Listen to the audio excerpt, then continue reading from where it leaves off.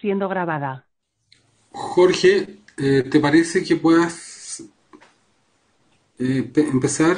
No sé si tienes... Presidente, dígame Te doy nomás. la palabra. ¿Tú tenías algún...? Perfecto. Presidente, no hay ningún documento para la cuenta, solamente tenemos en tabla el proyecto de reforma constitucional que modifica el artículo 19, número primero de la Carta Fundamental para proteger la integridad y la indemnidad mental con relación al avance de las neurotecnologías. Eventualmente, usted anticipó que lo pondría, según considere, en votación en general. Y en el punto número 2 de la tabla está el proyecto de ley sobre protección de los neuroderechos y la integridad mental y el desarrollo de la investigación y las neurotecnologías. Eh, los invitados que manifestaron que iban a asistir, algunos de los cuales ya están, otros probablemente se van a ir incorporando, presidente. Bueno, el ministro de Ciencia, Tecnología, Conocimiento e Innovación, señor Andrés Kuf, el jefe de la división jurídica, señor José Francisco Usal, y el jefe de gabinete, señor Diego Izquierdo. ¿Ya? De la Universidad de Antofagasta se nos anunció que estaría el académico señor Pedro Zamorano, y de la Universidad Católica de la Santísima Concepción, el prorector señor Andrés Varela. Se excusaron de la Universidad de Chile el rector Enio Vivaldi. En el caso de la Universidad de Antofagasta, como decía, reemplaza el doctor Pedro Zamorano. Se excusó también de la Universidad de Tarapacá el señor Emilio Rodríguez, y de la Universidad Católica de la Santísima Concepción se excusó el señor Cristian Schmitz, lo reemplaza el prorector señor Andrés Varela. Eso sería, señor presidente, los dos puntos en tabla. Ya. Entonces, primero yo le doy la bienvenida a todas y a todos los invitados e invitadas.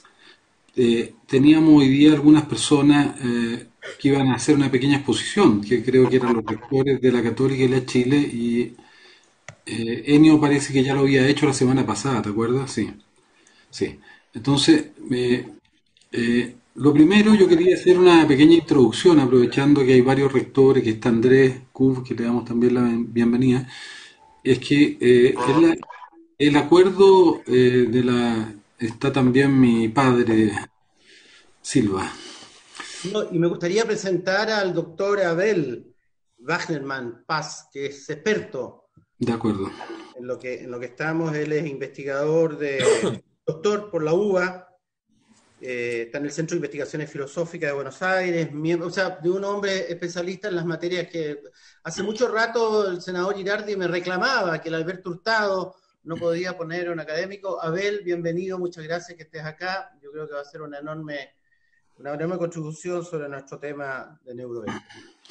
Bueno, lo primero, yo quiero hacer un comentario de introducción. Yo quiero agradecer a los rectores y rectoras, quiero agradecer a Cecilia Hidalgo, nuestra presidenta de la Academia de Ciencias, y a todos los senadores y senadoras, porque finalmente logramos reponer una parte importante del presupuesto de ciencia que se había rebajado, se repusieron los 67.000 millones. Yo creo que fue una labor compartida. También agradecer bueno, evidentemente a Carolina, al senador Coloma, Goich, a todos los que finalmente, producto de largas discusiones y conversaciones, se logró reponer el presupuesto de ciencia que se había recortado en un 9%, y logramos también reponer una parte importante del fondo basal, no todo lo que queríamos, pero al menos se avanzó de manera sustantiva, y también la posibilidad de endeudamiento en las universidades y uso del fondo solidario. Yo quiero solo valorar eso porque creo que es una muy importante señal. Entonces, dicho eso, primero, secretario, de las personas que teníamos invitadas formalmente hoy día, ¿quiénes? ¿Hay alguno o no hay nadie todavía de los que estaban formalmente invitados por el tema de neuroderecho? A ver, ¿por qué no? Bueno, el académico Pedro Zamorano, no.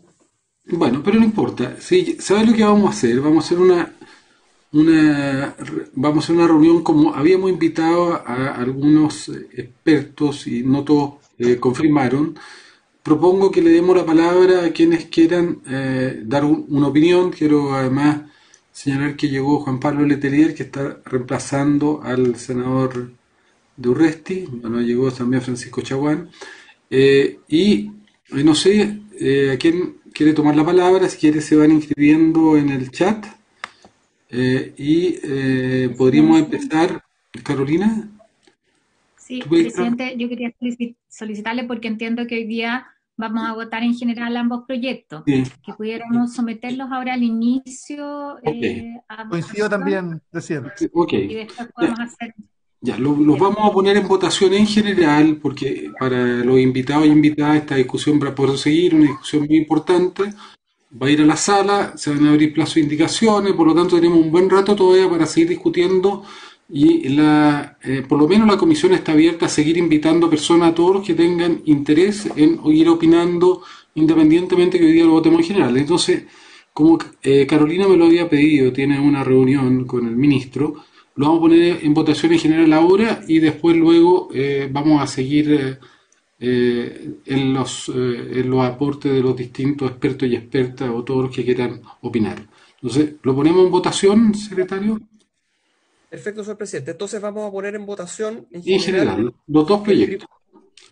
¿Los votamos conjuntamente los dos proyectos al Sí, tiro? sí, sí. Perfecto.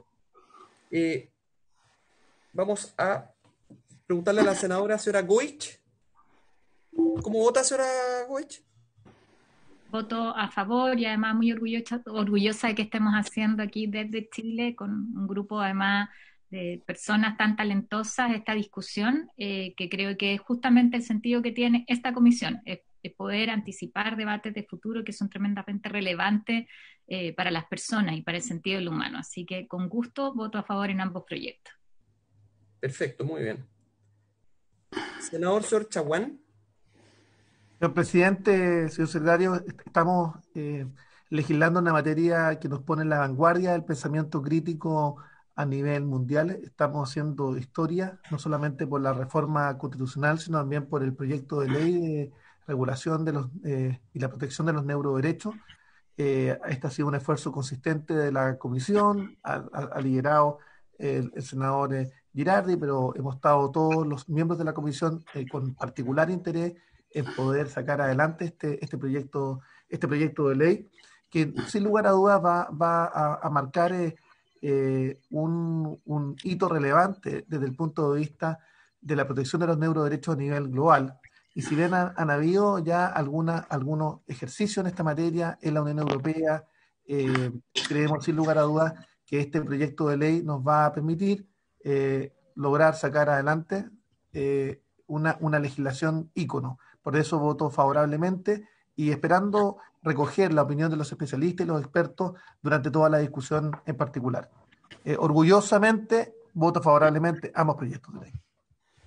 Muy bien. Senador, señor Coloma. Gracias, presidente.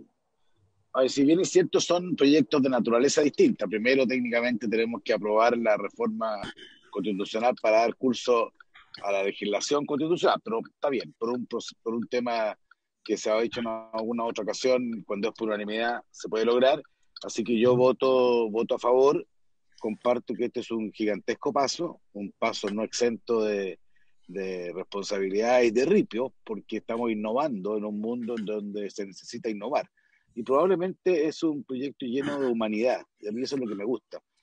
En este escenario científico de tanto avance, de tanto desarrollo, también hay escenas que tienen que ver con el sentido del ser humano, y creo que esto nos ayuda a resguardar conceptos tan importantes como la intimidad, como la capacidad de resolver por sí mismo, por capacidad de dar esa autonomía tan propia que da la libertad. Así que yo, en lo personal y muy convencido, voto a favor de la reforma, que es la que en definitiva valida que pueda establecerse este cambio en la ley, que no cabe duda tendrá que ser enriquecido, pero que está, creo, con los principios bien orientados. Voto a favor. Senador señor Letelier. A favor, presidente. Secretario. Muy bien. Señor presidente. Bueno, yo voto a favor y de todas maneras creo que como se ha señalado acá, esta comisión desde su inicio es una comisión que ha trabajado siempre con los rectores de universidades. Yo quiero darle la bienvenida a todos los rectores, prorectores, representantes de universidades que están con la Academia de Ciencias, está Juan Arsenjo, está Cecilia Hidalgo, en este momento al menos, y siempre hemos tenido una idea de unir la ciencia con la política y generar políticas públicas innovadoras en los temas de frontera, pero desde el fundamento y desde la reflexión también intelectual y científica que aporta a nuestro mundo académico y universitario. Por lo tanto, ese ha sido el sentido de esta comisión, donde además las universidades pueden presentar proyectos de ley elaborados enteramente por ellos, y esto es muy importante, y además todas las universidades en convenio, que son la gran mayoría, pueden ir a cualquier comisión del Senado a entregar su opinión. No siempre lo usan, pero yo creo que cada vez más se va a ir abriendo esa posibilidad que firmamos en el año 2011. Pero este proyecto tiene una característica, porque no es solamente producto de la colaboración entre la academia y la ciencia chilena, sino que partió de una iniciativa del Congreso del Futuro, liderada por Rafael Yuste, el director mundial del proyecto BRAIN, que dirige 750 centros de neurociencia. Y este proyecto tiene una característica, que es un proyecto de la comunidad científica mundial, junto con nuestras universidades. Quiero recordar que en este proyecto participó muy activa la Universidad Católica y sus equipos. Nos reunimos con todos sus decanos y decanas, no solamente los de medicina, con los representantes de las comisiones éticas de la Universidad Católica, de la Universidad de Chile y de un sinnúmero de otras universidades que han venido participando, que fueron corredactoras de este proyecto a partir de una redacción que hizo el equipo nuestro. Yo quiero valorar el esfuerzo que hizo Sebastián Abarca junto con Ciro Colombara y otros abogados, y todos los abogados que son asesores de miembros de la comisión, del senador Coloma, Chaguán, del senador, de la senadora Goich, de Alfonso, de Juan Pablo, que está hoy acá. O sea, me parece que esta idea de unir la ciencia a la política, que no solamente sea la ciencia nacional, sino una ciencia que no tiene frontera, para abordar justamente un desafío que no tiene frontera, que no está domiciliado en el contexto del Estado nacional, sino que es un desafío global, y que muchas veces tenemos que hay una desincronización y un desacoplamiento entre las instituciones democráticas, que va muy lento y detrás de los problemas, y el avance tecnológico hoy día es exponencial, pero la capacidad de resolverlo de nuestras instituciones democráticas muchas veces lenta, y por lo tanto se genera un proceso que están de desarrollo de tecnología y que están fuera del alcance de las instituciones. Entonces, por eso me parece tan importante anticiparse, y nosotros estamos legislando al mismo tiempo que se está desarrollando esta neurotecnología, que, como se ha dicho acá, no solamente tienen problemas, sino representan gigantescas oportunidades para los seres humanos. Pero como todas estas tecnologías tienen que tener regulación, igual que la energía nuclear, puede ser para el bien o para el mal. Y nosotros queremos que estas tecnologías sean para el bien de la humanidad, para una sociedad más equitativa, más justa, para resolver problemas de salud mental, de procesos neurodegenerativos, para ir en apoyo y ayuda de muchos seres humanos que están sufriendo daños neuronales, y por lo tanto creemos que es muy importante. Pero también, como decía el senador Coloma y los demás, aquí está en juego también una tecnología que puede poner en cuestión la dimensión más propia del humano, que es su libre albedrío, su libertad, su autonomía, y lo que nosotros queremos es no impedir estas tecnologías, todo lo contrario, impulsarlas, pero garantizando que van a ser tecnologías pro humano, pro equidad, pro mejor humanidad. Y yo creo que estamos viviendo en un proceso donde yo afirmaría que uno de los desafíos fundamentales que tiene la ética, la filosofía, el arte, la belleza en este mundo de desarrollo tecnológico es rescatar el humano. Y yo creo que aquí está en cuestión también una discusión que es más de fondo, que es justamente que hay tendencia ideológica que quiere ir a un poshumano, y yo creo que por lo menos los que estamos acá compartimos una dimensión de humanismo liberal, de rescatar el humano, y es justamente lo que queremos hacer sin que eso obstruya el desarrollo científico y tecnológico. También quiero darle el agradecimiento, todo el apoyo que ha dado Andrés Cub, el Ministerio de Ciencia que está acá. Quiero decir que este proyecto lo hemos discutido largamente con el presidente Piñera, que tiene gran interés, y el mismo presidente Piñera propuso llevar esto a Prosur. Estamos proponiendo al presidente Piñera constituir dos comisiones de altísimo nivel, una liderada por el mismo Rafael Yuste, con los principales neurocientíficos internacionales y chilenos que apoyen esta idea de llevar este proyecto Prosur, y también con equipo jurídico del más alto nivel a nivel internacional que respalde también esta idea del presidente de llevar a esto a Prosur. Por lo tanto, esto trasciende, esto es transversal desde el ámbito no solamente político, es transversal porque estamos todos los miembros de la comisión, es transversal desde el punto de vista que aquí hay una participación activa del mundo científico y académico, y es transversal además del mundo científico internacional y nacional en estos procesos. Entonces, yo por lo menos creo que es muy importante avanzar en esto. Una vez que estas neurotecnologías se industrializan, es muy difícil posteriormente regularlas si no se regulan en el inicio. Así que yo voto a favor y les quiero agradecer a todos los miembros de la comisión su compromiso. Esto no es un trabajo de individualidades, ha sido un trabajo totalmente colectivo, y quiero valorar eso y valorar a todos los decanos y rectores y a toda la comunidad científica y académica que nos ha apoyado. Entonces, dicho eso, lo vamos a aprobar y vamos a entregar la palabra a todos los que quieran opinar. Quiero también saludar a Nicolás Luco, uno de nuestros más leales y permanentes apoyadores y participantes de esta comisión. Entonces, se da por aprobado en forma unánime este proyecto y pasará a la sala para que podamos después ambos proyectos y irlos discutiendo ya más en profundidad. Entonces, abrimos la palabra, no sé si... Perdón, señor presidente. Solamente para registrarlo, entonces queda aprobado unánimemente tanto el proyecto de reforma constitucional como el proyecto de ley pertinente.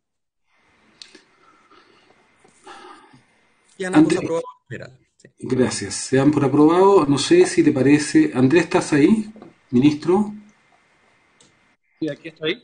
Andrés, ¿quieres iniciar tú un poco las intervenciones respecto ya a este mismo proyecto? Y no sé si tienes algún otro tema. Andrés había pedido una reunión, la vamos a hacer la próxima semana, Andrés, un poco para ver la estrategia más larga de tu propuesta de ciencia para lo que viene para adelante. No sé, te damos la palabra un poco para opinar sobre este tema. Perdón, presidente, una cosa de orden solamente. ¿Vamos a entrar al debate del proyecto de reforma constitucional específicamente? Yo propongo que los vayamos viendo ambos en esta etapa. Algunos podrán opinar más en profundidad sobre uno, sobre otro, pero vamos avanzando, ¿no? Muy bien. Es un ecosistema, Sí, muy bien. ¿no? Están indisolublemente ligados, pero que cada cual intervenga libremente respecto al aspecto que más le parezca relevante o que tenga más expertise. Perfecto, presidente. Entonces le damos la palabra a Andrés y después vamos pidiendo, ayúdame Jorge después a ir viendo quién está pidiendo la palabra. Gracias. Muy bien, presidente. Gracias, presidente, y por su intermedio saludar a todos y a todas quienes nos acompañan. Voy a ser muy breve. Rafael, te interrupto. Rafael Yuste está acá, nuestro gran inspirador y director mundial del proyecto Brain. Solo decirte, Rafael, que se acaba de aprobar en forma unánime el primer trámite en general de ambos proyectos. Así que ya damos un primer paso que es muy importante y después le vamos a dar la palabra a Rafael después de que hable el ministro. Andrés, por favor, perdón. No, muchas gracias, presidente, y saludarlos a todos a través suyo. Muy breve, reiterar que le damos la bienvenida a este proyecto que se anticipa, tanto la reforma constitucional como el proyecto de ley. Nos parece que obviamente hay que hacer análisis aquí sobre la estructura orgánica en el tema constitucional y, como mencionó también el presidente de la comisión, importante que avancemos en este proyecto poniendo siempre al centro que queremos que la salud de las personas se beneficie de los avances científicos y tecnológicos y por lo tanto tener también en consideración que lo hagamos con cuidado para asegurarnos que eso va a ser así también con este proyecto de ley. Yo entonces le doy la bienvenida a la discusión y solamente para también complementar lo que dijo el presidente de la comisión. Nosotros, como ustedes saben, hemos publicado hace algunas semanas una política de ciencia, tecnología, conocimiento e innovación, y hemos propuesto también que presentemos esa política acá, una política participativa que se elaboró con más de 1.000 personas y por tanto creemos que es importante, como dijo el presidente de la comisión, también discutirla acá lo que podremos hacer en las próximas semanas. Así que muchísimas gracias y nosotros quedamos muy atentos a la discusión de este proyecto. Rafael, ¿estás ahí? Sí, aquí me tienes, Guido. Saludos a todos desde Nueva York. Si quieres, te damos la palabra. Sí, simplemente el apoyar desde el exterior lo que se está haciendo, o lo que estáis haciendo en el Senado de Chile, y comentaros que hay mucha gente en muchos países observando el proyecto de reforma constitucional, el proyecto de ley, con mucho interés. Os cuento, por ejemplo, el gobierno de España lo tiene más o menos como meta en su Carta de Derechos Digitales, que se acaba de presentar la semana pasada en Madrid, y pasado mañana se va a presentar el Plan Nacional de Inteligencia Artificial, donde se recogen los neuroderechos en el artículo 24. Y os cuento también a título personal, el gobierno entrante en Estados Unidos de Biden nos ha solicitado a través de lo que llaman los landing teams, el equipo de aterrizaje del Departamento de Estado, esencialmente el Departamento de Asuntos Exteriores, que lo va a dirigir Tony Blinken. Nos ha solicitado un borrador de un proyecto sobre las consecuencias éticas y sociales de neurotecnología e inteligencia artificial, y estamos escribiéndolo en esta semana, y el proyecto de Chile está mencionado y como un ejemplo a seguir para los Estados Unidos. No sé qué va a ocurrir con este borrador que le mandaremos al equipo de Blinken, pero vamos, que sepan ustedes que esto se está recogiendo desde fuera con mucho interés. Muchas gracias, Rafael. Entonces, ahora le vamos a dar la palabra a todos los rectores, representantes de universidades que quieran ir interviniendo y solicitando la palabra. Está Pedro Maldonado también. No sé si Pedro, te damos la palabra, que ha sido uno de quienes participaron también en la elaboración de este proyecto y que inició esta aventura hace mucho tiempo junto a Rafael. Pedro, ¿estás ahí? Sí, buenas tardes, señor presidente. Primero quería unirme a las felicitaciones por esta iniciativa, que creo que recogen una noción central de humanismo en torno a que nuestro cerebro es el asiento de gran parte de lo que consignamos como nuestra propia humanidad. También agradecer a Rafael, que es instrumental conceptualmente, pero también su gran disposición a contribuir a este proyecto de ley. Y también agradecer la oportunidad que tenemos los científicos de hacer comentarios y poder participar de instancias como esta, que no eran tan habituales, pero ahora estamos bastante interesados y agradecidos. Yo he mirado el documento, el mensaje boletín 13.828-19, y tengo 3 comentarios o preguntas que quizás podrían contribuir a reflexionar sobre el texto. El primero tiene que ver con el artículo 2, donde se menciona y se define los datos neuronales. Y se indica que aquella información obtenida directa o indirectamente a través de los patrones de actividades de las neuronas. Y me pregunto si es que aquí se podría incluir algo más general, porque hoy día hay técnicas en desarrollo no invasivas que pueden mirar otros aspectos de la actividad cerebral como flujo sanguíneo, etc. Y no sé si alguien podría encontrar un loophole o algún corto de manera de de pasar por fuera de la ley y todavía ser capaz de acceder a la actividad neuronal. Entonces creo que aquí podría hacerse una definición más amplia que solo los patrones de actividad de las neuronas. Un segundo comentario tiene que ver con el título segundo, también con el espíritu de aclarar. Se indica en el artículo 3 que queda prohibida cualquier intromisión o forma de intervención de conexiones neuronales. La formulación que está acompañada en el idioma inglés habla de neural communication, es decir, comunicación, y no restringe solo a las conexiones, porque de nuevo sería posible que hubiese alguna clase de intromisión sin que eso signifique una intervención en las conexiones y todavía podría violar el espíritu de la ley. Entonces quizás en términos de forma sería más adecuado hablar de comunicación neuronal como término más amplio que solo referirse a las conexiones neuronales.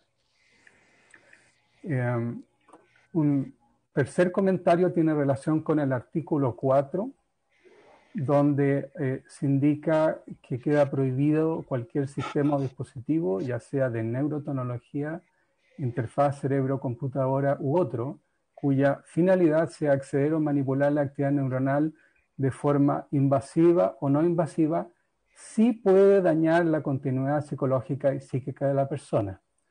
Es muy difícil que una intervención invasiva no pueda contener siempre el riesgo de dañar. Entonces, sería muy difícil o que esto pudiese ocurrir sin dañar. Mi pregunta es si este artículo 4 puede contener además una cláusula de consentimiento informado como sí lo tienen otros artículos, para ver que quede expresamente indicado ahí que a una costa del costo, en casos particulares el consentimiento puede ser entregado por las personas. Y finalmente, en el artículo 5 dice que todo formulario, consentimiento para la intervención invasiva o no de neurotecnologías, interfaz cerebro-computadora u otro dispositivo, debe indicar los posibles efectos físicos de su aplicación, los eventuales efectos cognitivos y emocionales de los mismos. A mi juicio, como experto que trabaja en el sistema nervioso, esta es una carga un poco pesada para aquellos científicos que deseen o desearían, ya que es complejo por entregar una lista completa y adecuada de los eventuales efectos. Con el conocimiento que tenemos hoy sobre el sistema nervioso, eso es una carga que probablemente podría un freno importante a propuestas de desarrollo de neurotecnología, ya que no siempre podría ser posible cumplir este título. Y tengo una última pregunta, más bien, que es por desconocimiento. En el artículo 9 se indica que preponderá por el desarrollo de investigación beneficiosa, promoviendo oportunidades para la ciencia, en especial en el marco de las neurotecnologías y las neurociencias, socialmente deseables. Eso implicaría aparentemente un énfasis en que el Estado propende por sobre otras áreas de la ciencia, y yo bien como neurocientífico estaría muy feliz, pero me parece que hay un sentido de equidad que hay que velar. Y a propósito, el Estado, el artículo 10, y con esto termino, dice, el Estado velará por la promoción y, supongo dice, y acceso equitativo a los avances en neurotecnología y neurociencia. No sé cómo se traduce o cómo se velará por este acceso equitativo, porque el desarrollo de las neurotecnologías va a ocurrir, pero eso significa que el Estado debe poder costear el acceso. ¿Cómo se traduce? Eso me dejó un poco complejo de cómo se verifica el cumplimiento de esta ley si aparece tecnología, si el Estado deberá entregar esta tecnología o qué significa el acceso. Es una pregunta que yo no tengo clara. Y con esto agradezco nuevamente la oportunidad de participar de esto y muchas gracias. Lo que te pido, Pedro, es que si puedes mandarnos por escrito tus sugerencias y comentarios para que lo incorporemos ya más formalmente. Rafael, ¿estás ahí? No. Sí, lo que pasa es que sí. ¿Quieres intentar responder alguna de las consultas que hacía, las que no son de ámbito administrativo, que hacía sí. Bueno, Pedro?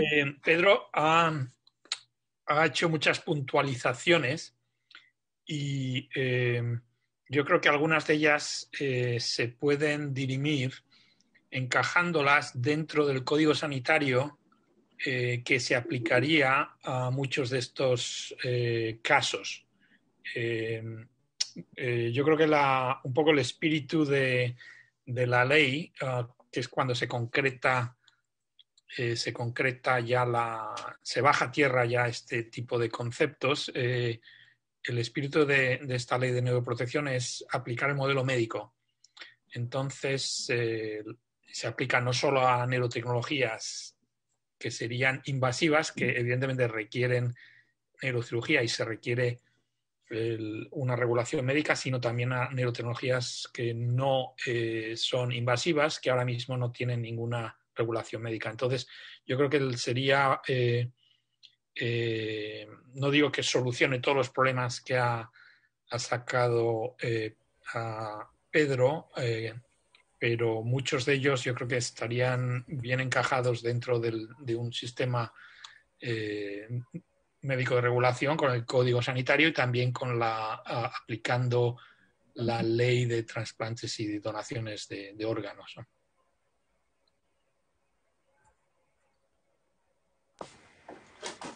Esta es una discusión que tenemos que ir haciendo, como Pedro, la idea es anticiparse un poco a estos debates, porque lo que podemos estar aquí también hablando es de capacidades neuronales aumentadas, capacidades intelectuales aumentadas, y por eso cuando uno pone el énfasis en temas de acceso equitativo es justamente en situaciones como esa, porque tal vez uno de los problemas que uno podría prever, tal vez de los más dramáticos, es qué pasaría si tuviéramos a nivel de la sociedad personas que tienen capacidades neuronales aumentadas, que tienen 200 puntos más de CI uno que otro, cuando eso generaría brechas que son gigantescas de todo punto de vista. Entonces, habrían unos que serían casi como minusválidos respecto al que tiene esas capacidades aumentadas. Y por eso que hay ciertos temas que requieren tener regulaciones y este es un proyecto que tiene una mirada prospectiva, porque entendemos que todo el desarrollo de la neurociencia y la inteligencia artificial no evoluciona de forma lineal, está evolucionando de forma exponencial. Entonces yo creo que estos principios, estoy de acuerdo contigo que tenemos que irlos especificando, irlos traduciendo en instrumentos concretos y en adecuaciones más concretas.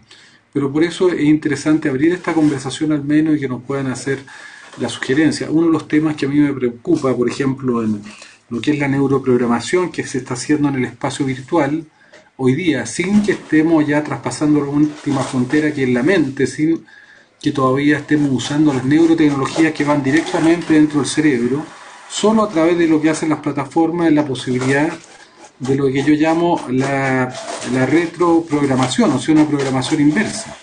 Los seres humanos hasta acá programamos los algoritmos, pero en el espacio virtual, en el territorio virtual, donde cada vez más transcurre la vida de las personas, puede haber una programación algorítmica de nuestro cerebro.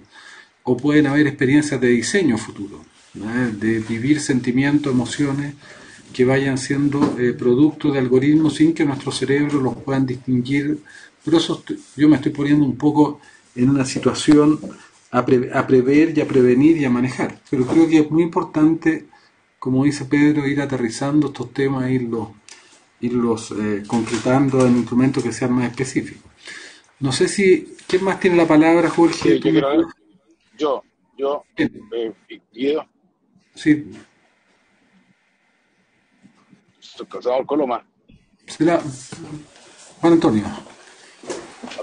Sí, oiga, muy brevemente, es que yo encuentro muy buena la pregunta y muy profunda de Pedro, la última. O sea, todo es interesante, pero particularmente respecto de qué es lo que significa el ser equitativo en una norma de este tipo. Es bien complejo, bien profundo, y creo que eso tenemos que meterle mucha cabeza para no generar en este tipo de leyes frenos indeseados y sí tratar de estimular restricciones que de alguna manera tengan sentido, pero no a propósito de eso generar una situación que pueda prestarse a confusiones profundas. Así que agradezco la reflexión, porque creo que eso va a ser parte de la discusión particular, muy a la vena de lo que tenemos que resolver. Porque preguntas como esa tenemos que responderlas antes, porque no se pueden hacer después, pues puede ser fuente de conflicto. Así que pero creo que es muy interesante la visión que se ha planteado.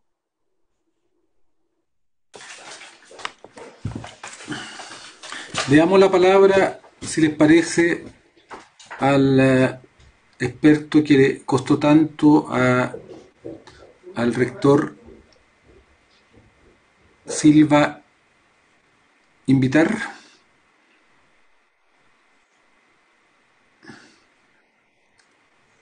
Rector Silva, ¿está ahí?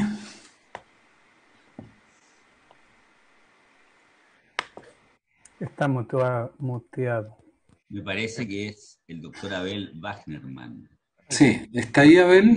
¿Qué tal? Sí, aquí estoy. Muchas gracias. Le damos la palabra. Bárbaro.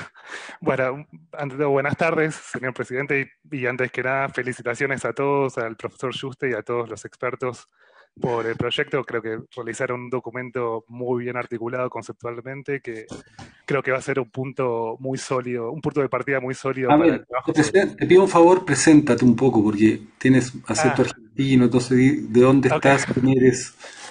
Perfecto.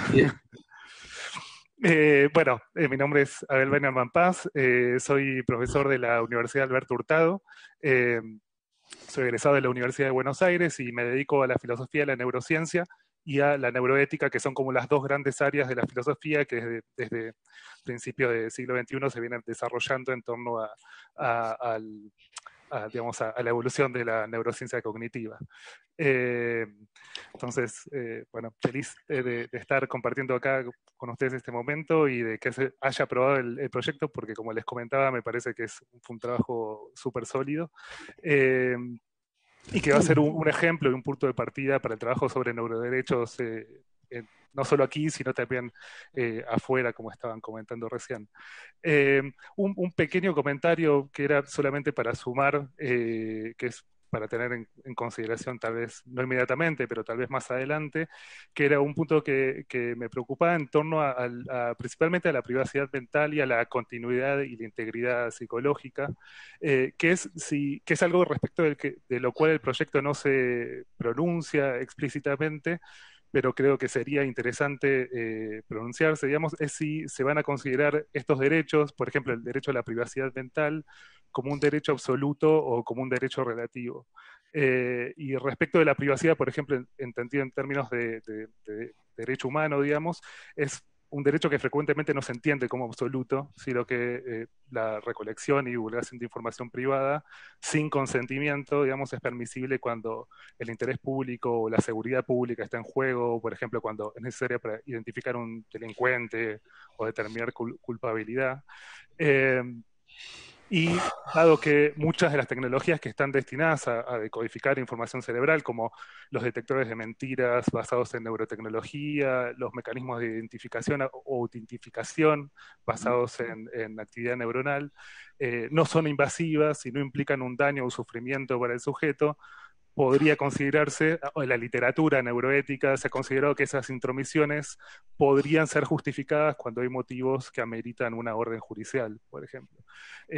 Y alternativamente, en la literatura también hay gente que considera que tendría que ser un derecho absoluto. Por ejemplo, Marcello Ienca y Roberto Adorno sugirieron que la extracción de información neuronal podría ser considerada no meramente como información personal, sino como un testimonio por parte del sujeto. Y si este fuese el caso, el derecho debería tal vez ser absoluto en la medida que se vincularía con el derecho a no autoincriminarse. Entonces, digamos, la extracción no consentida de información equivaldría a una violación del derecho a no autoincriminarse. Entonces, o sea, hay razones para ir a favor de pensarlo como un derecho absoluto o como un derecho relativo, y me parece que así como en el artículo 4 hay algunas excepciones vinculadas al derecho a la continuidad y a la autonomía, tal vez me parece que sería interesante definir también respecto del derecho a la privacidad si la Comisión cree que debería ser un derecho absoluto o un derecho relativo. Solo eso como aporte, digamos. Muchas gracias. Muchas gracias.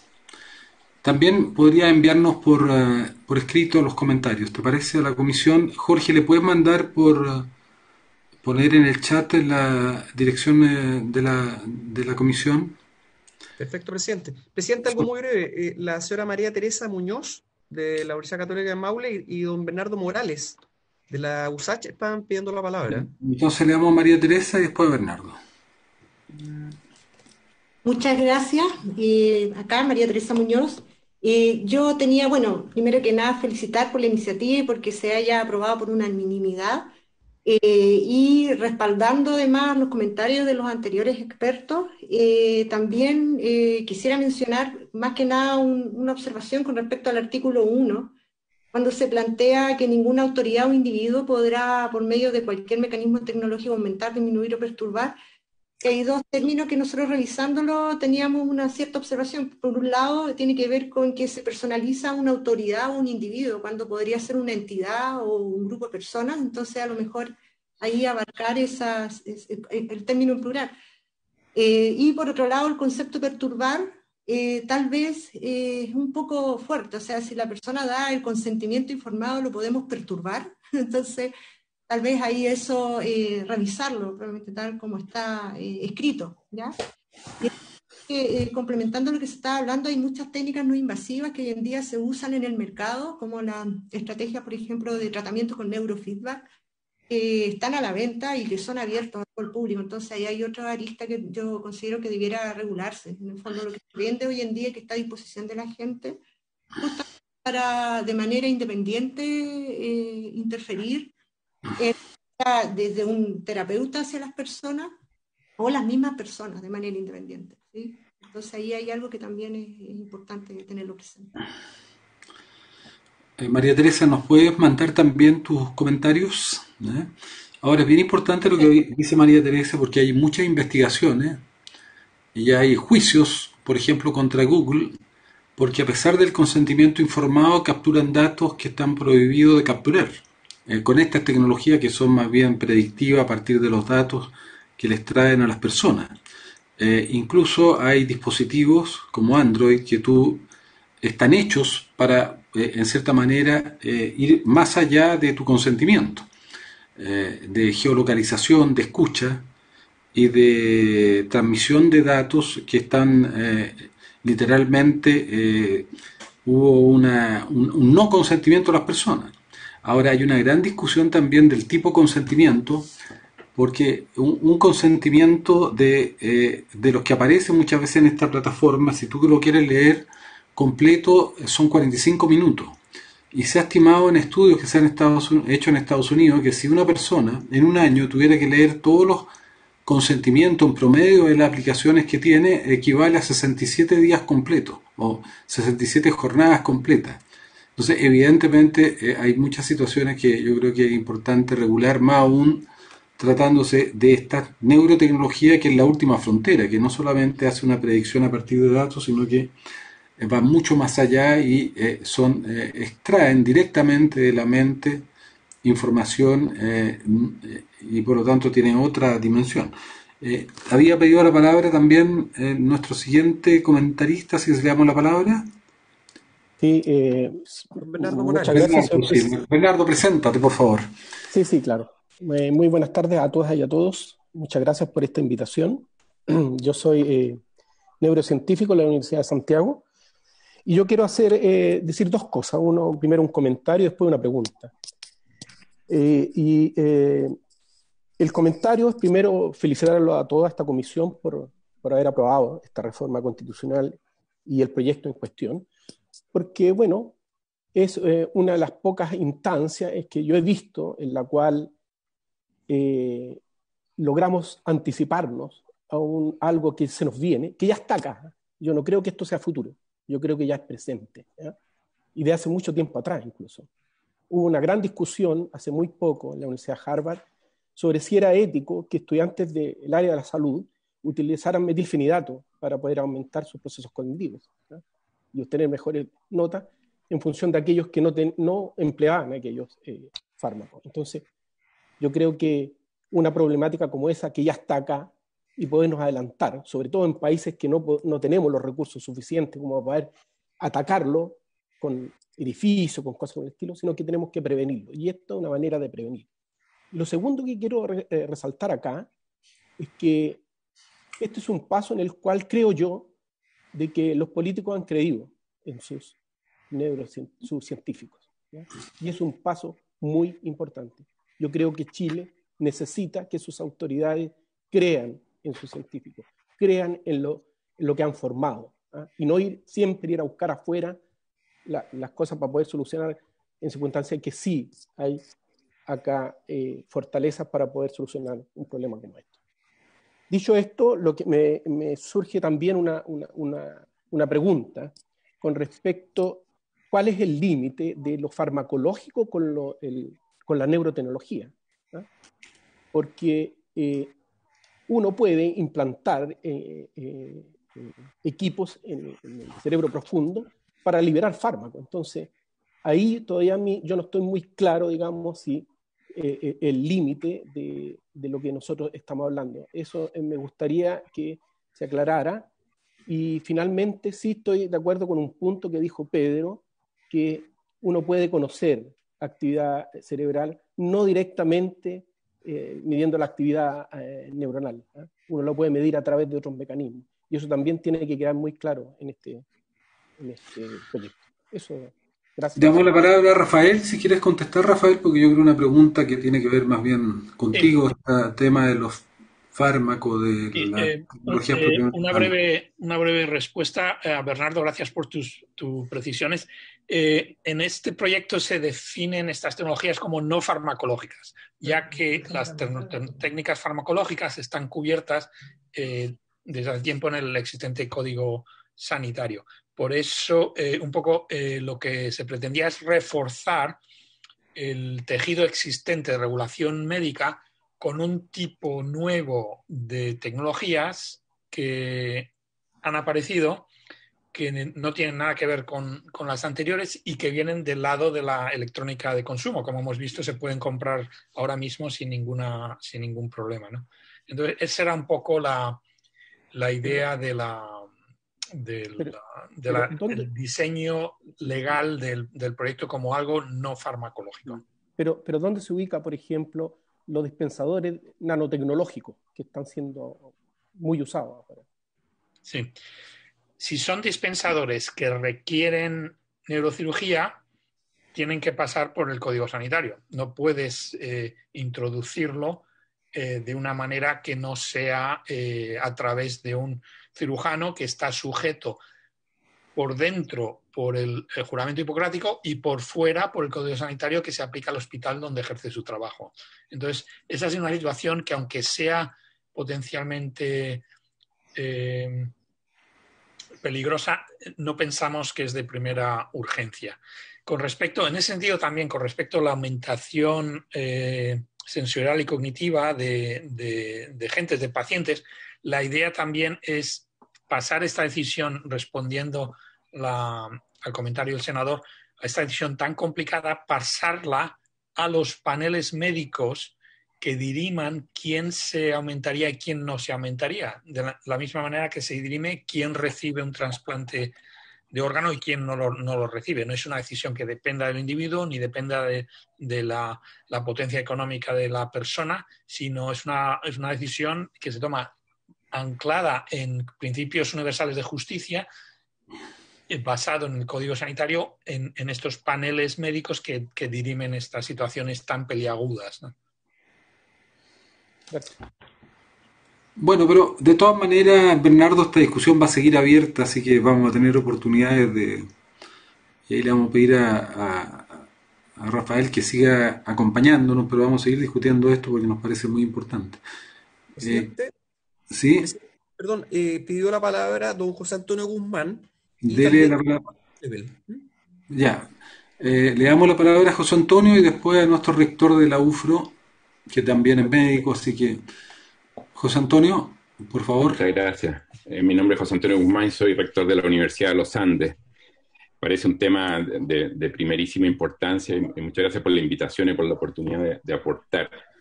A mí me parece que los dos ejes fundamentales, sin ser ningún experto, pero viendo en el ámbito de mi expertise, que es la educación, un gran entusiasmo por las esperanzas puestas en la neurociencia para favorecer el conocimiento.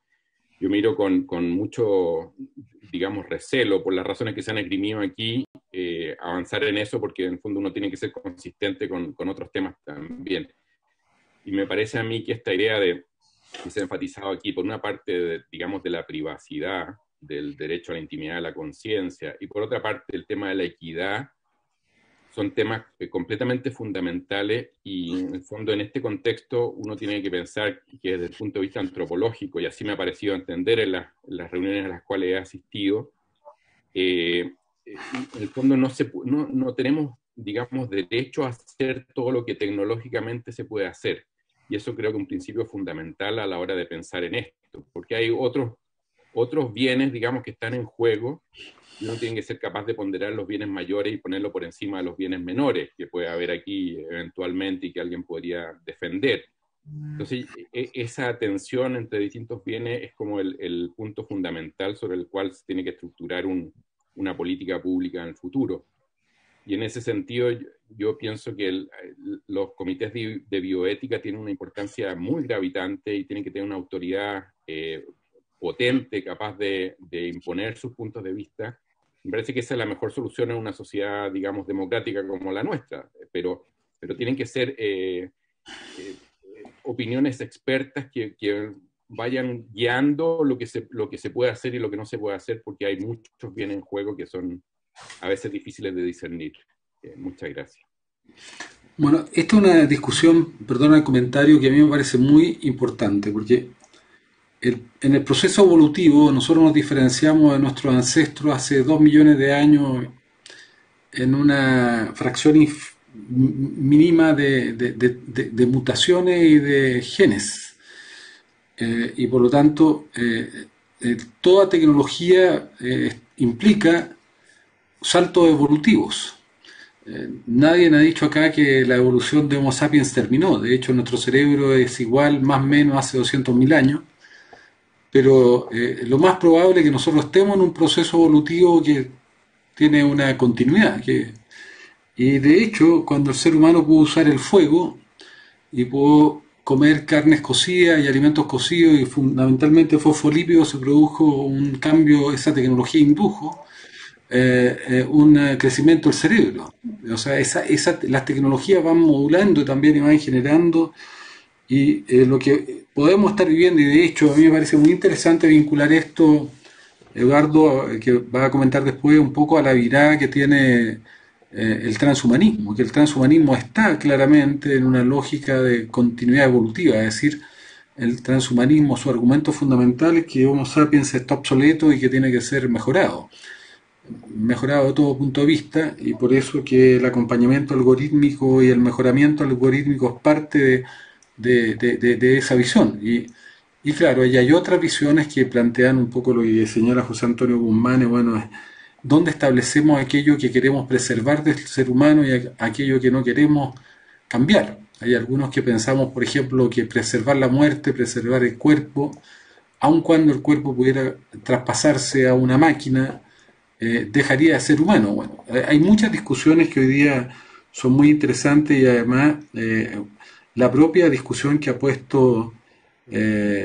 se ha puesto respecto a Nick Bostrom, respecto a la posibilidad de una inteligencia artificial que supere la humana, es también un tema que no está directamente vinculado con esto, pero que es parte también de esta discusión. Así que esta conversación, un poco lo que queremos abrirla es a estas fronteras éticas. Nosotros debiéramos hacer un taller, un seminario, que abordara fundamentalmente estos aspectos éticos, filosóficos, de hacia dónde camina el ser humano con las tecnologías y particularmente con las neurotecnologías, porque van a ser procesos que van a cambiar, yo insisto, de manera exponencial. Hoy día la inteligencia artificial es 100 veces más poderosa de un año a otro, en 10 años más va a ser 1.000.000 de veces más poderosa de un año a otro y así exponencialmente. Entonces, yo creo que tenemos que tomar o hacer reflexiones de frontera respecto a qué es lo que queremos preservar. De hecho, la energía nuclear tuvo regulaciones que son fundamentales respecto a su uso. Yo creo que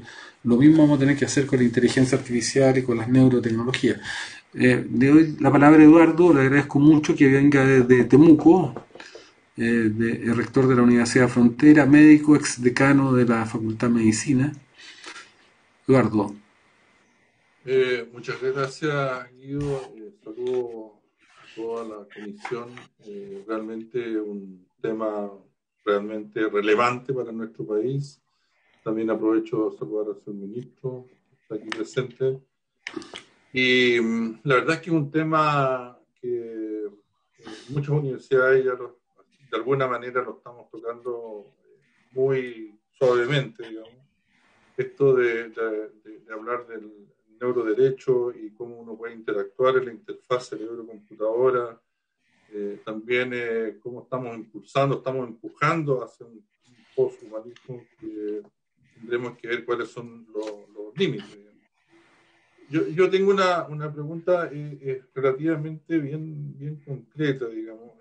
Este proyecto de ley va a tener que conversar con muchas otras leyes, entre esas, por ejemplo, la ley de derechos y deberes de los pacientes, en que, a mi juicio, como que por el bien de los enfermos, pero a su vez también frenó el conocimiento nuevo en estos ámbitos, digamos, en el ámbito de la neurofarmacología, por ejemplo.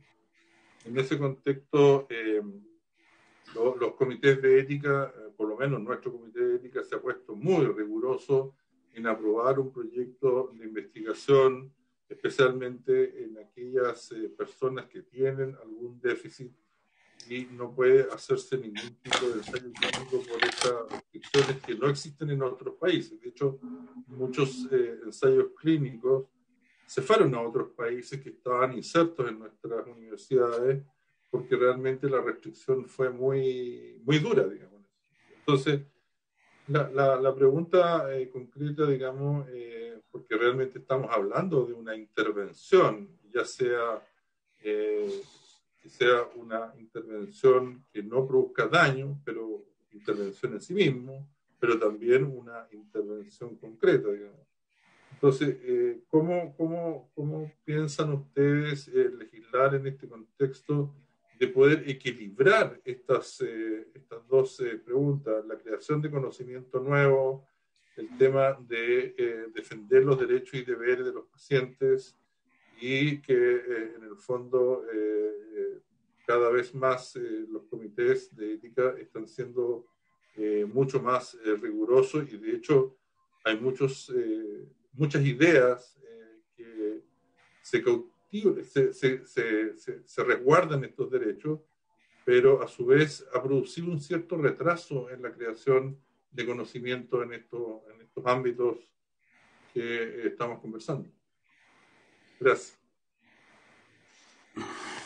Presidente, perdón, don Andrés Varela y doña Lorena Echeverría están pidiendo la palabra. Le damos la palabra a Andrés y después a Lorena. También no sé si pidió la palabra Paulina, que ha sido también una gran colaboradora, pero contestar brevemente. Yo lo que plantea el rector Goebbels ha sido parte de esta preocupación.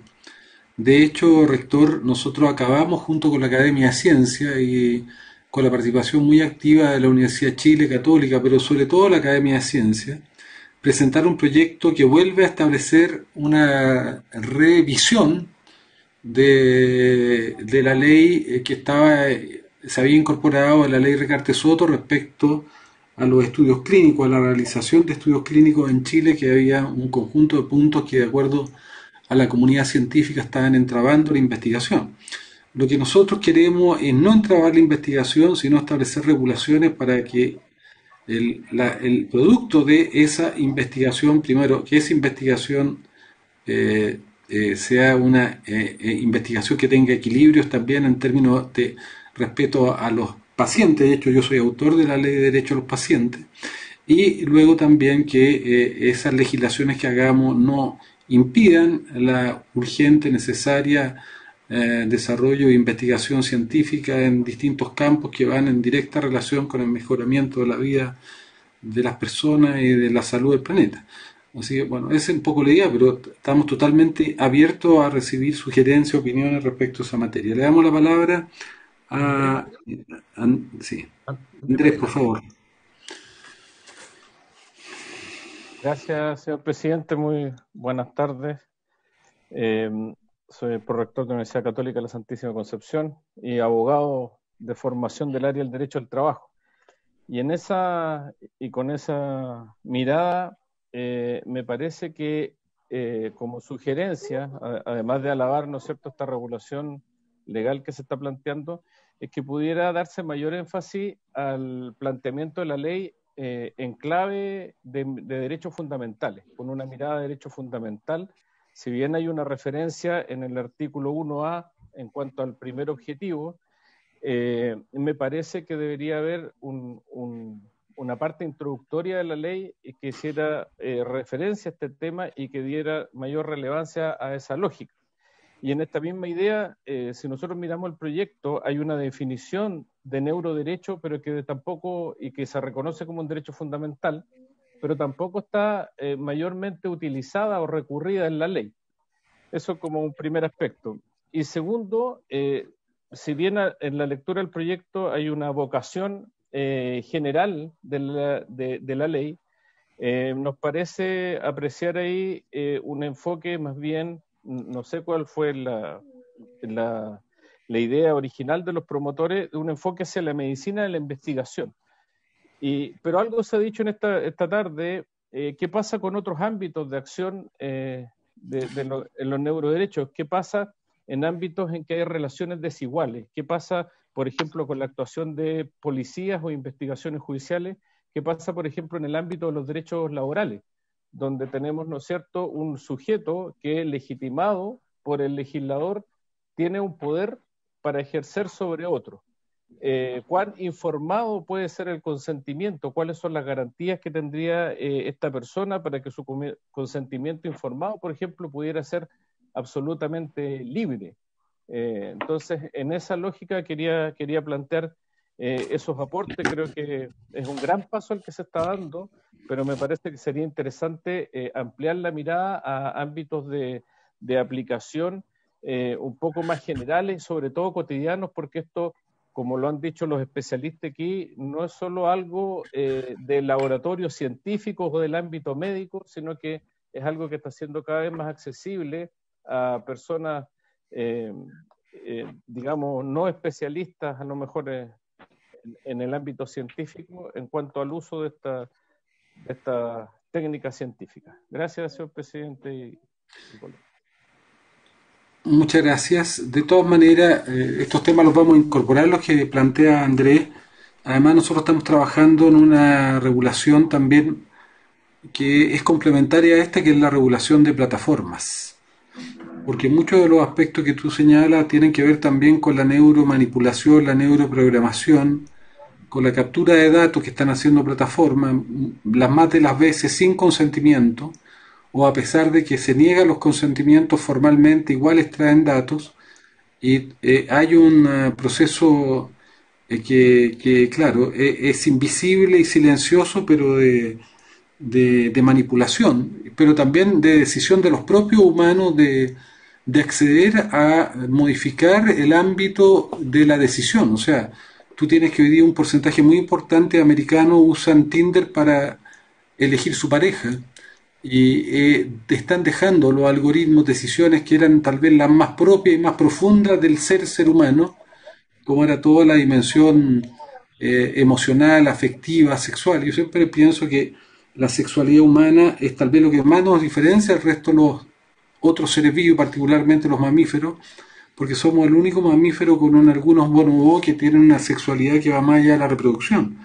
Y hoy día la elección de una pareja cada vez más se acerca a una optimización matemática a través de algoritmos. Entonces, también hay un tema de un cambio muy profundo en el ser humano que está delegando aspectos esenciales del humanismo liberal, que son que cada persona se supone que es mejor quien puede decidir qué comprar, por quién votar, qué pareja elegir, qué arte acceder. Entonces, yo creo que estamos viviendo un proceso de transformación y cambio que yo creo que puede llevar a una simplificación del humano y a un traspaso de poder a las máquinas, pero creo que son temas que son muy importantes de debatir porque puede cambiar todo lo que conocemos, relaciones padre-hijo, relaciones laborales, puede modificar incluso el cimiento y el chasis de lo que uno podría llamar la democracia representativa, que se funda y se basa en esta dimensión del humanismo liberal, de que el ser humano es quien mejor puede tomar decisiones, en este caso,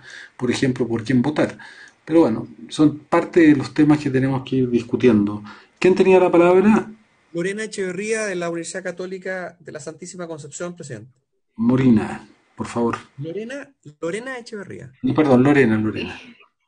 Hola a todos, muy buenas tardes. El comentario que tengo es bastante breve, sin embargo quiero agradecer, antes de hacerlo, la participación, la invitación en realidad que nos han hecho a participar, porque este tema, como ya hemos visto en esta tarde, es bastante relevante para distintas áreas, legales, médicas, antropológicas, éticas, bioéticas, y creo que aquí hay un gran equipo multidisciplinar aportando a todos estos puntos, así que súper bien.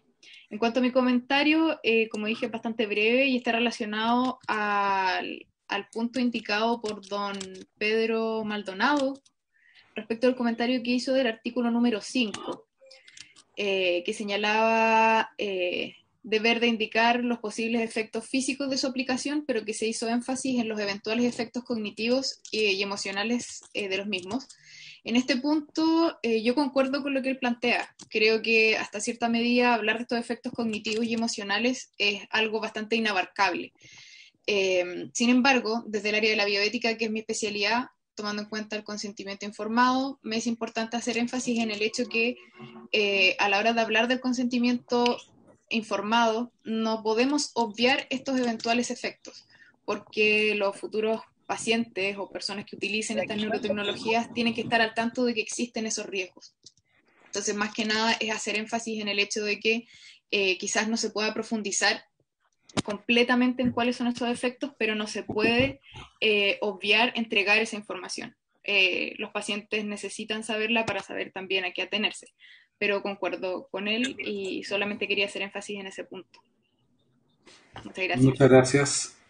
Presidente, la señora Paulina Ramos estaba pidiendo la palabra. Paulina. Hola, buenas tardes, señor presidente, buenas tardes a todos los miembros de la comisión y ustedes, profesores que están presentes. Yo quisiera distinguir dos cosas. Primero, soy abogado y me dedico a la bioética y soy de la Universidad Católica.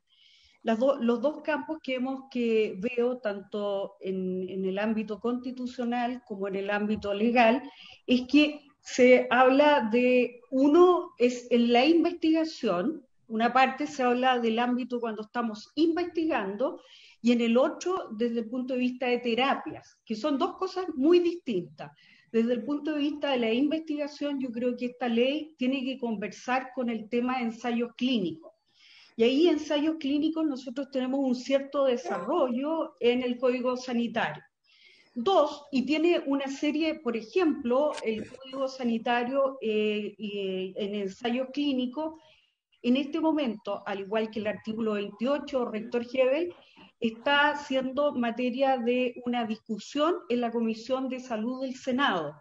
¿Por qué razón? Porque la interpretación del artículo 28 dejó prácticamente fuera a las personas que no pueden, con discapacidad,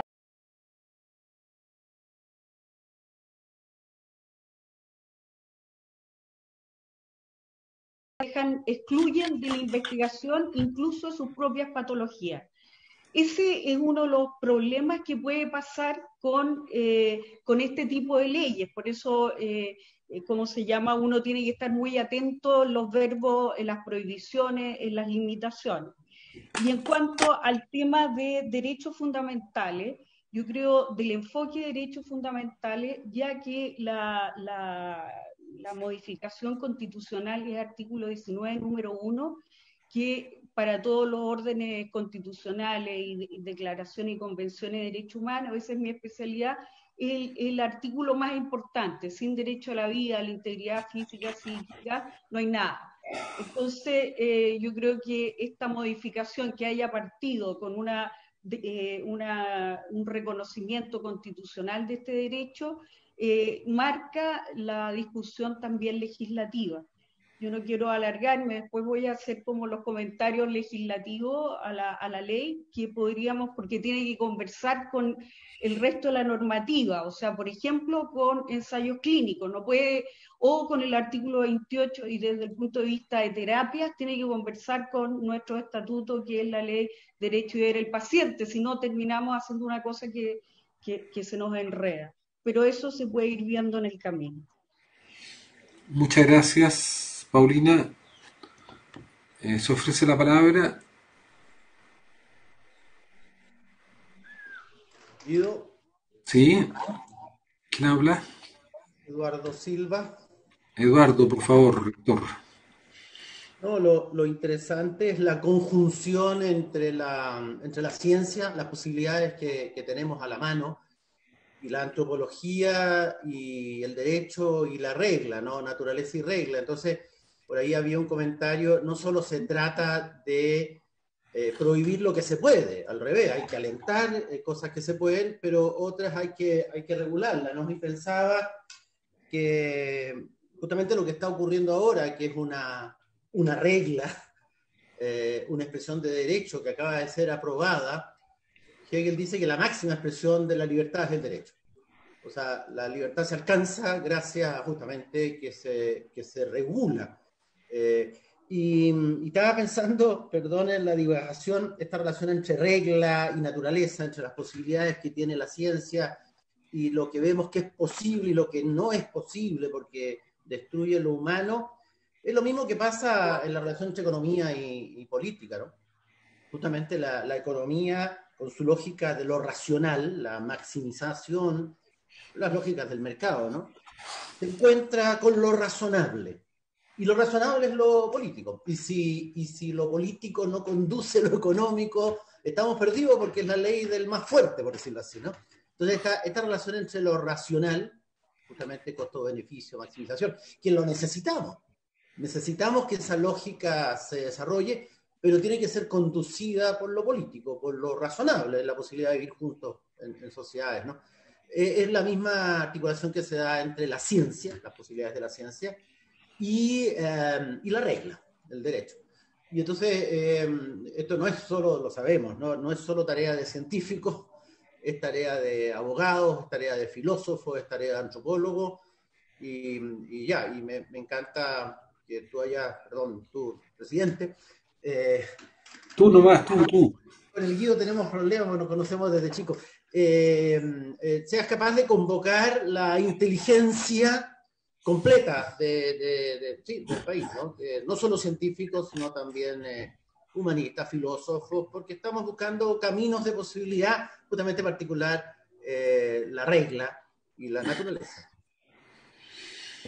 Yo pienso que, en relación a lo que dice el rector Silva, yo pienso que el desafío más apasionante del siglo XXI va a ser conjugar la ciencia con la filosofía, con la ética y con el arte. Creo que son temas, yo creo que de verdad lo que estamos jugando nosotros es el tipo de humano que queremos ser, y tal vez la ciencia y la tecnología nos va a dar un poder gigantesco, no solamente poder cambiar el software, sino poder cambiar el hardware, es decir, cambiar nuestros cuerpos, cambiar nuestro cerebro, producir transformaciones. Y yo pienso que es muy importante y es urgente esta conversación que ha ocurrido, es decir, hasta dónde, y esta tiene que ser una discusión, una decisión democrática, hasta dónde estamos dispuestos como humanidad a transformar a este humano.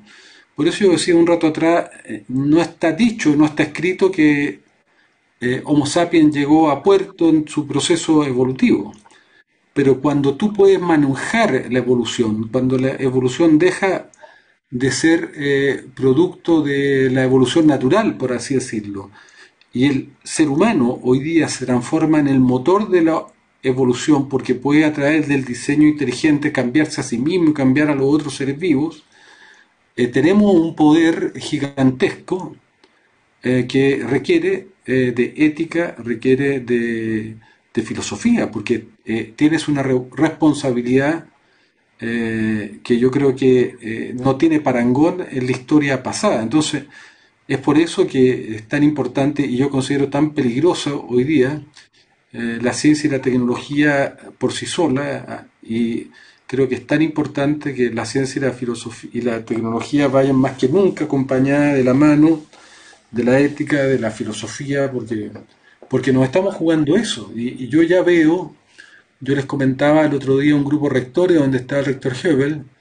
A mí me ha tocado estudiar mucho, por ejemplo, las miradas de la Singularity University o de Silicon Valley y la filosofía que está detrás de eso. Y yo le comentaba también al rector Silva que ya hay tecnoreligiones como Terracén y The Way of the Future que dicen que las religiones tradicionales, que Dios ya está obsoleto porque solo la tecnología es la que puede generar la inmortalidad, que solo la tecnología puede curar las enfermedades. Hay un ecosistema que es ideológico, pero también que está construyendo una mirada espiritual del futuro. Entonces a mí me parece que son temas que son urgentes a debatir por el poder que tienen, y el principal, yo diría, representante en la Tierra de esto es Google, porque además su jefe de ingeniería es un transhumanista, que es Ray Kurzweil, justamente el fundador de la Singularity University, que es el que dice que el ser humano está obsoleto y que tiene que ser mejorado y que tiene que traspasar su cerebro y su conciencia a una máquina, justamente porque el cuerpo es un cuerpo que tiene y en cierta manera uno podría incluso tener aspectos que son razonables. Cuando ellos dicen que la misión del ser humano es continuidad evolutiva en el universo, efectivamente nuestro cuerpo no está preparado para navegar por el universo. Entonces ellos dicen, bueno, si el ser humano tiene como misión evolutiva poblar el universo, es uno de los desafíos de los transhumanistas, con este cuerpo humano que tenemos no se puede hacer. Entonces yo digo, eso ya no es ciencia ficción. Entonces yo por eso digo y alerto de que este tipo de discusiones están ocurriendo, están transcurriendo procesos, estamos viviendo un proceso cultural de siliconización del mundo, donde se están adhiriendo a ciertos valores y principios que van a poner en cuestión el humano. Por eso yo ponía el ejemplo de la capacidad de decisión humana, se está traspasando cada vez más a otras entidades que son no humanas. Claro, uno puede decir detrás de ello hay siempre una dimensión ideológica de seres humanos que están detrás de los algoritmos, pero de todas maneras hay una conversación que va en ese sentido. Bueno, yo por eso digo, sería muy interesante profundizar esto, rector. A lo mejor podríamos junto con las universidades armar un seminario interesante donde invitemos no solo a Rafael, sino a algunos filósofos. Hay un filósofo que estuvo en el Congreso del Futuro francés que acaba de sacar varios libros, La Caja Negra, que se llama Eric Sadin, que tuvo, no sé si se acuerdan, hace un mes atrás, el cuerpo de Arte y Letra del Mercurio le dedicó la portada y una página completa. Le podríamos pedir a Eric que participara, y algunos otros filósofos. Hemos tratado varias veces de traer a Byung-Chul Han. Bueno, nosotros por eso también invitamos hace años atrás a Yuval Harari, que un poco que ha venido, fue uno de los que intentó instalar estas conversaciones, pero creo que estos debates están hoy día mucho más contingentes, como decía, se decía hace un rato atrás, estos temas ya no son futuros, son presentes.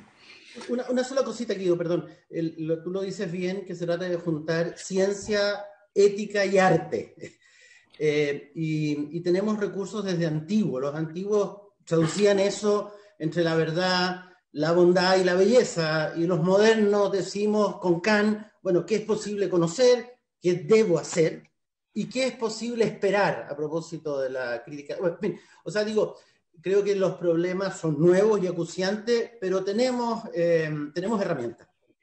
Las tenemos a la mano, dijéramos, y justamente están en esta clave de articular aquello que podemos conocer y aquello que podemos manipular, y aquello que es bueno manipular, y no es bueno manipular, y aquello que podemos esperar, que es el tema de la belleza, y tú has tocado el tema de la religión, que se ocupan ahí en la crítica del juicio. O sea, de la mano de Aristóteles y de Kant podemos enfrentar, y de otros más, dijéramos, estos problemas, y sería interesante ese diálogo a tres frentes: ciencia, ética y arte. Ya, pues, tratemos de generar una conversación interesante. No sé si alguien más pedía la palabra. Si no, no hay más palabras.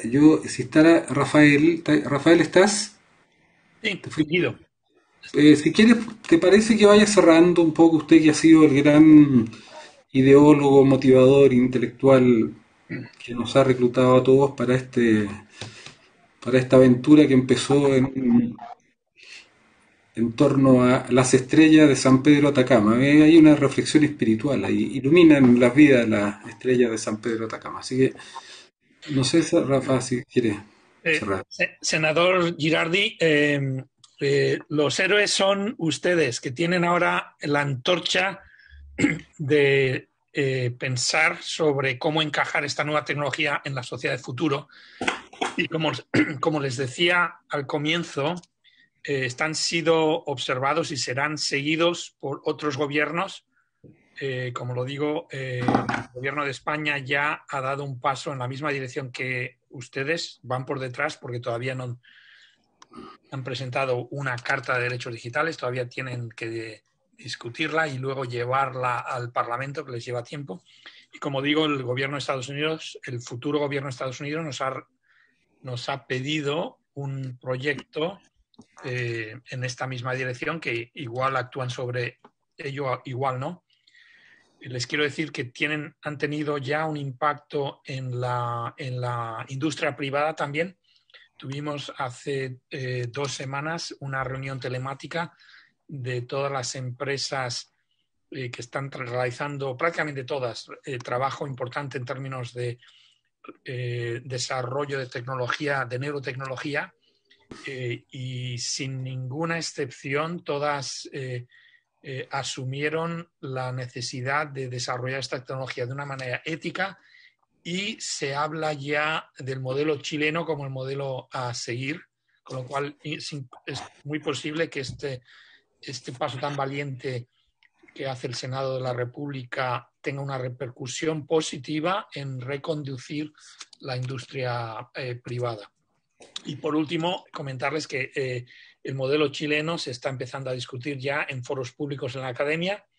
En la última reunión de la Sociedad Internacional de Neuroética, que ocurrió hace un poco más de un mes, también hubo discusiones en varios paneles sobre el proyecto de ley de reforma constitucional y el proyecto de ley de neuroprotección de Chile. Con lo cual, felicitaciones, enhorabuena, y sigan por este camino y les apoyamos desde fuera.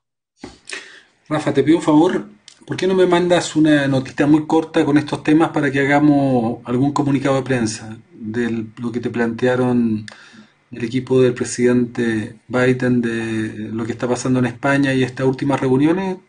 Media página nomás, ¿te parece? A la Comisión de Futuro... Mándamelo a mi correo, si es para hacer una nota. Así lo haré. Bueno, no sé si hay algún otro comentario, y dejamos pendiente para la próxima semana. Vamos a tener una reunión con el ministro Kub y vamos a seguir discutiendo este tema. Y Rafa, ¿por qué no nos ayuda a pensar junto con el rector Silva?